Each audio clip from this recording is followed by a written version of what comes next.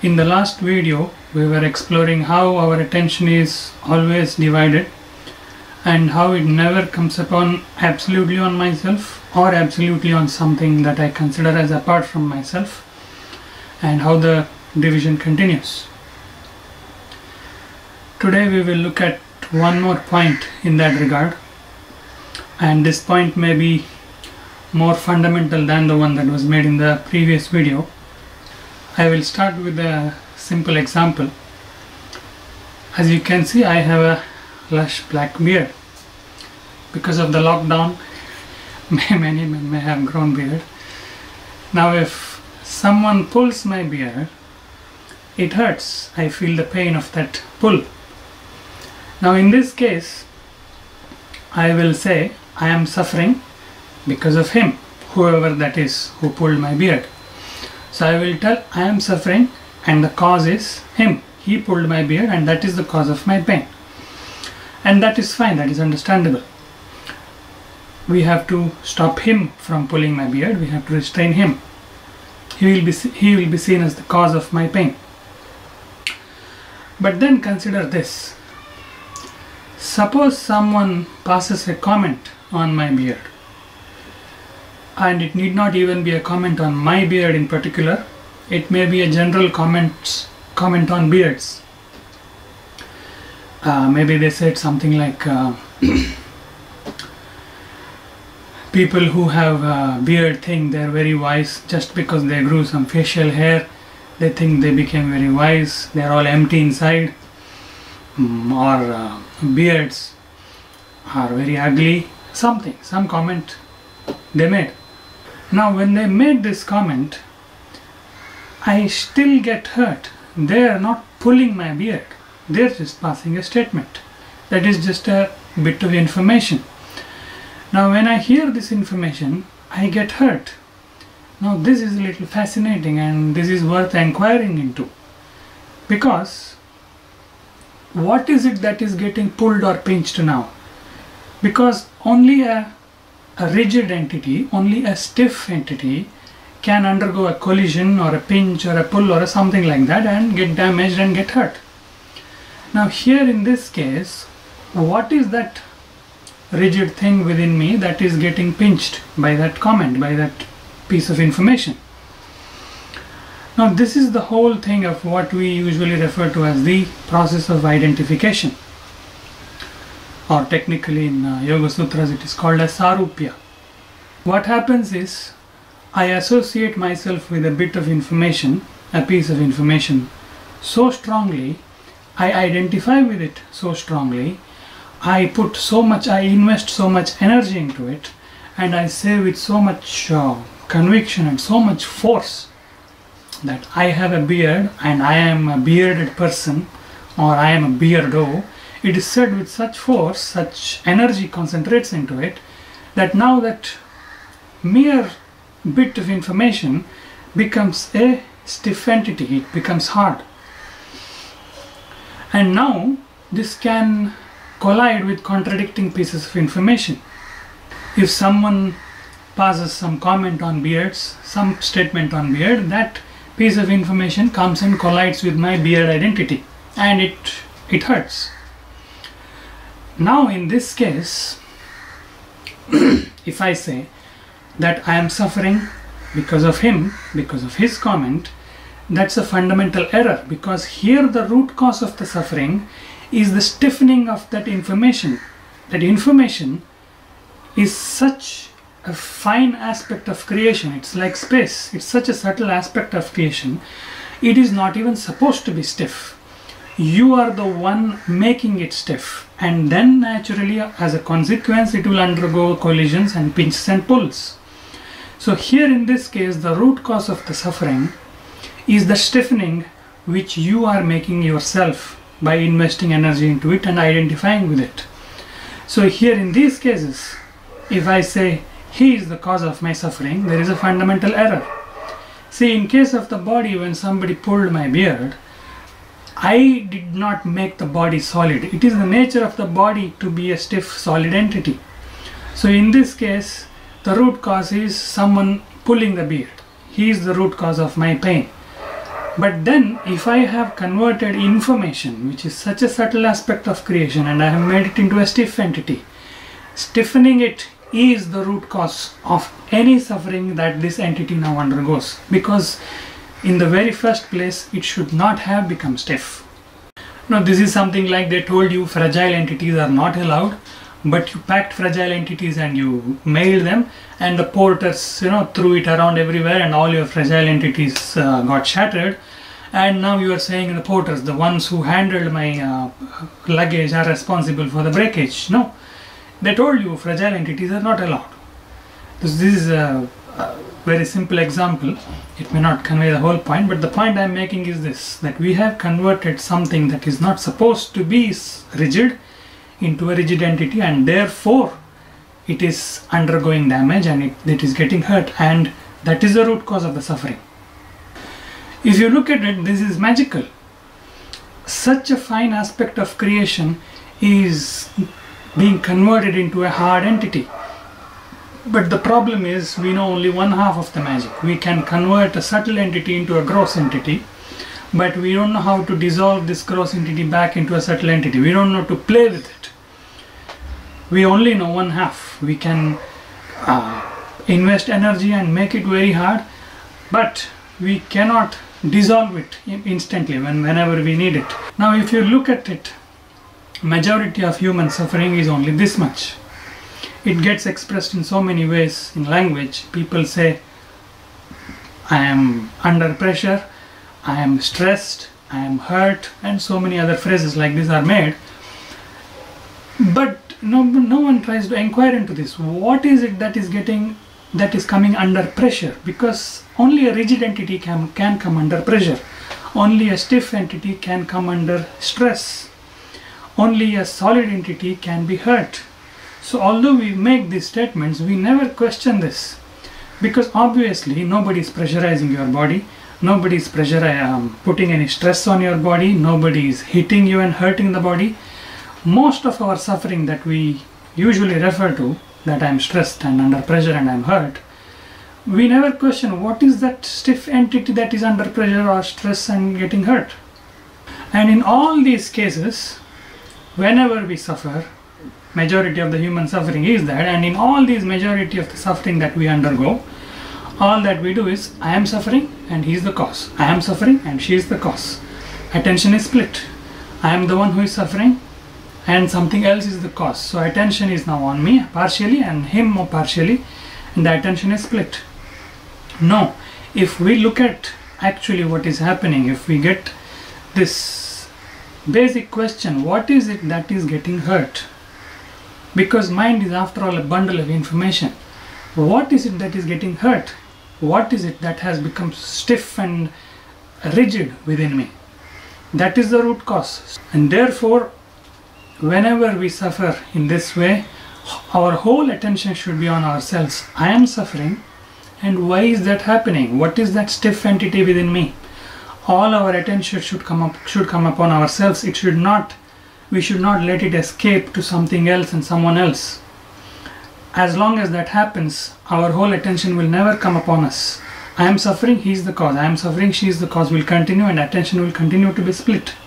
And in fact, when we convert bits and pieces of information, identify with it, and when we make it stiff, it's not that someone else has to tell something to us.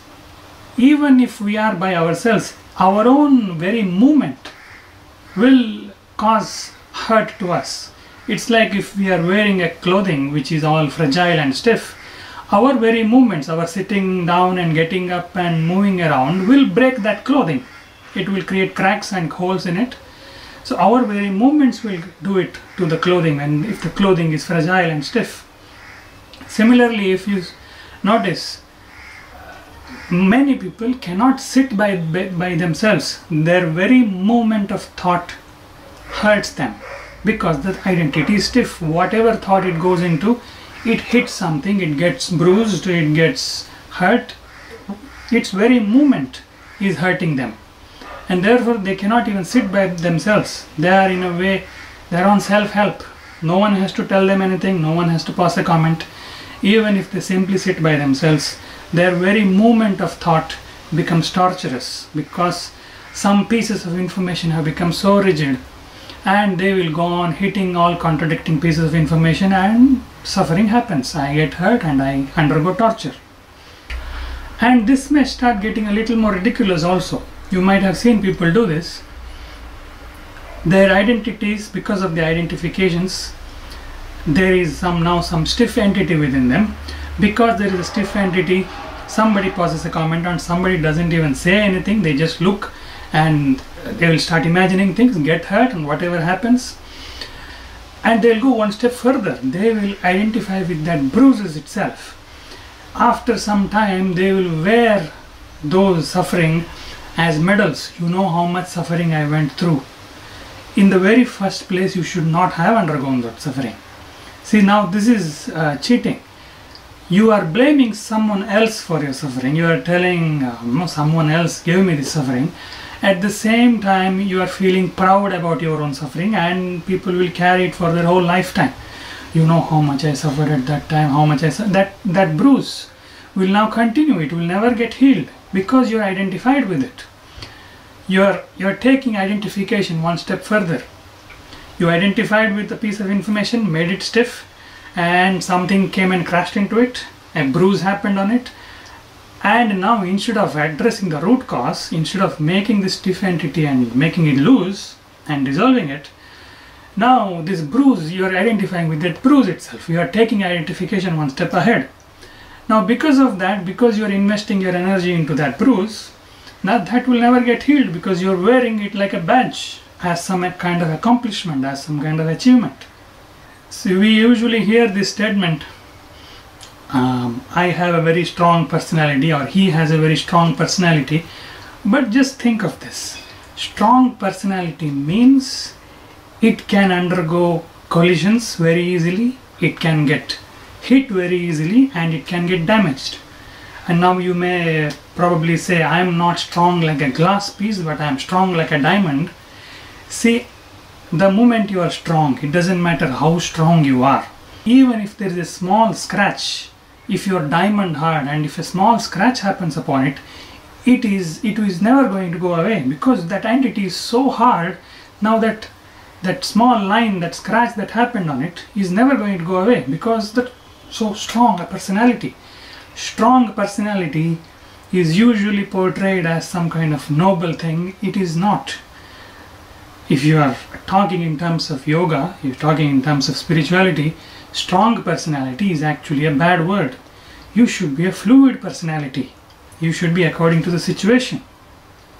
Strong personality invariably means you are going to get hit, you are going to get scratched and bruised, and that is going to remain on you forever. It is not going to get healed so easily because that personality is so strong.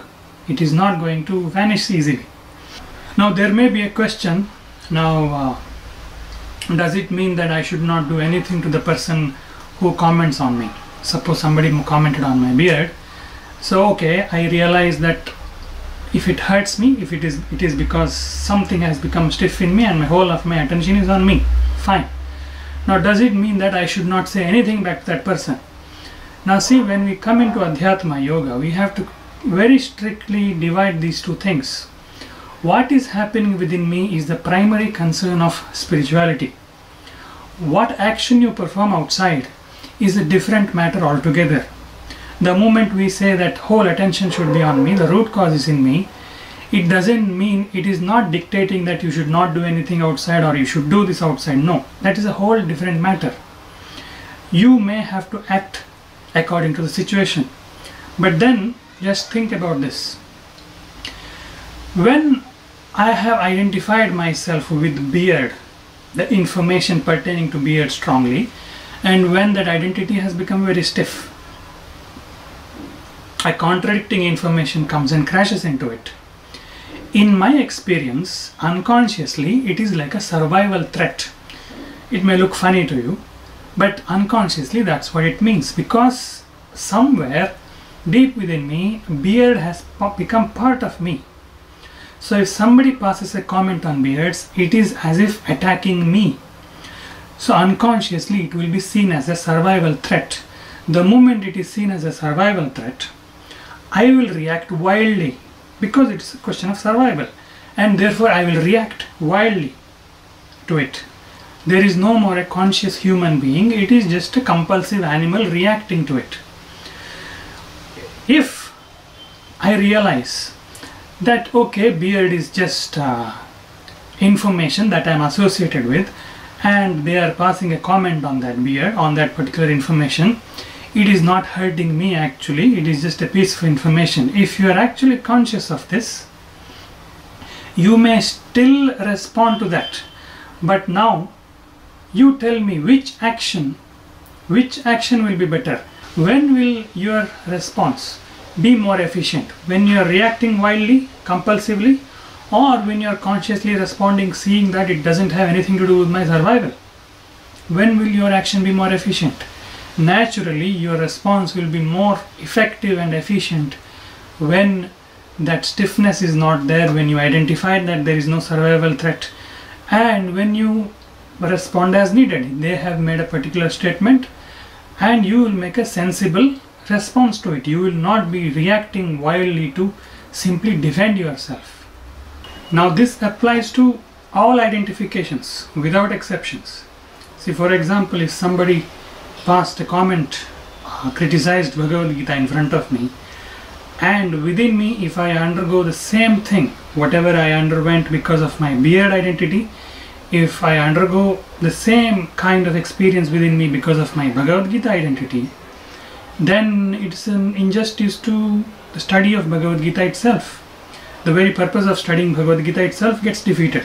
See, I have written answers on Quora whenever people try to ask controversial questions or try to criticize Rama, Krishna or scriptures or such things, or even in classrooms I used to give such explanations. Now in those cases, if I react wildly and if I give an answer out of my self-defense, then it will be an irony. But here mind may play this game. It may objectively divide that some identifications are bad, some identifications are good, some identifications are demonic, some identifications are divine, and therefore if I identify with these divine identifications, then I am justified in reacting wildly. No. Any identification that you hold consciously, that does not make you undergo suffering, that does not become stiff and make you unconscious, all such identifications are divine. If any identification becomes stiff, it makes you unconscious, that's a bad identification. So what matters is whether I am reacting wildly, unconsciously, or I am responding consciously. Here we are not talking about the physical suffering that people undergo. If somebody is physically under threat, that's a whole different thing. We are not even concerned about that here. Necessary things have to be done when your physicality is at threat. But majority of the suffering of human beings now is not physical, it is psychological. And all the psychological suffering is purely because of this stiffening of information. So if we become aware of this, whenever we are hurt, whatever friction we undergo, whatever conflicts we undergo with somebody, or even when we sit by ourselves, our whole attention will slowly start getting focused on ourselves. It will no more be split. Yes, I am undergoing friction, and what is the cause? There must be some stiffening within me, and that is the root cause of my suffering. He is not the root cause, she is not the root cause. So if this awareness builds in us, if we start becoming aware that all the suffering, all this mental suffering, stress and pressure and hurt that I am undergoing, the root cause is within me. I have converted something which is not even supposed to be a rigid entity into a rigid entity. Therefore, I am responsible for this suffering that I am undergoing. All our attention will come upon ourselves. Otherwise, we will keep on putting the responsibility for our suffering on somebody else, and this drama will continue. The split of attention will continue. I am suffering, he is the cause. I am suffering, she is the cause. No, I am suffering and I am the cause. I am responsible for all the suffering that I am undergoing. If this builds up, gradually we will gather ourselves. All our attention will come upon ourselves. if we take the responsibility for our suffering that we are undergoing. And that is the significance of the term Adhyatma. Adhyatma means something that pertains to me. Becoming Adhyatmic means our attention gradually focuses and gathers upon ourselves. And when it gathers, when all the attention and energy gathers upon ourselves, like how a bulb, if you go on increasing the voltage, the bulb cannot take it anymore, it will fuse. Like that, what we call that as our personality, it can only function with a limited voltage. If you infuse it with lot of attention and energy, the personality cannot sustain. It will crack. The shell that we have built on ourselves, the shell will crack. Meaning the boundary that I have created for myself will begin to crack. And some sense of freedom will be experienced. And once that is experienced, a seeker will go after it more, will go after dissolving the entire boundary itself.